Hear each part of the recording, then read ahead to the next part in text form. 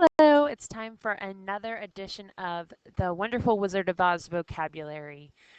Today we are working on Chapter 9, The Queen of the Field Mice. So our first word is shrill, and the sentence is, "We will," cried all the mice in a shrill chorus. And shrill means high pitched, so think about when somebody is screaming, and in this case they're just, "We will!" And they're all very high pitched and loud. But I brought this picture of a girl screaming, and so you can think of the shrill voice when she's upset, maybe. The next picture is, or the next word, sorry, is scampered.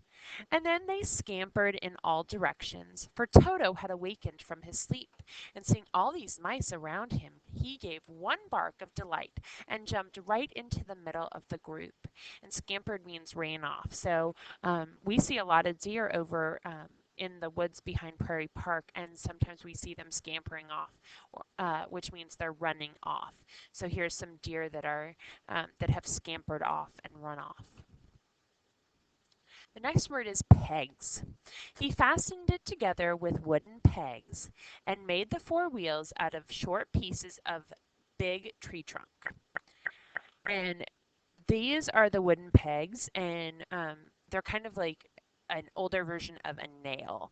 Actually, sometimes they're still used, and it just gives it more support when they're putting two pieces of wood together. Next, we have timidly. She was greatly astonished to find herself lying upon the grass, with thousands of mice standing around her, looking at her timidly. And timidly means without confidence or shy. So here's a lion. I thought that was appropriate with our cast of characters in this book. Our lion kind of looking very, very shy and timid. Next, we have curtsy. Dorothy nodded gravely, and the Queen made a curtsy, after which she became quite friendly with the little girl.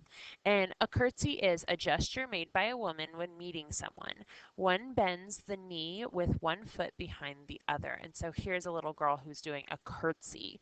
And it's more of an old-fashioned gesture. Women would do that while men would bow.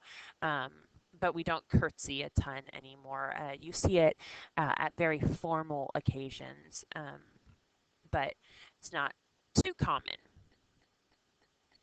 Warmly. Dorothy came to meet them and thanked the little mice warmly for saving her companions from death. And warmly means with emotion, and very very nice. So this little girl is kind of touching the arm of the little boy, and they're smiling, and so they look very happy, and so that would be with emotion and very warmly. Makes you feel good. Finally, we have lest. Goodbye, they all answered, and away the Queen ran, while Dorothy held Toto tightly, lest he should run after her and frighten her. And lest means in case. And there was a poem that says, "Lest we forget."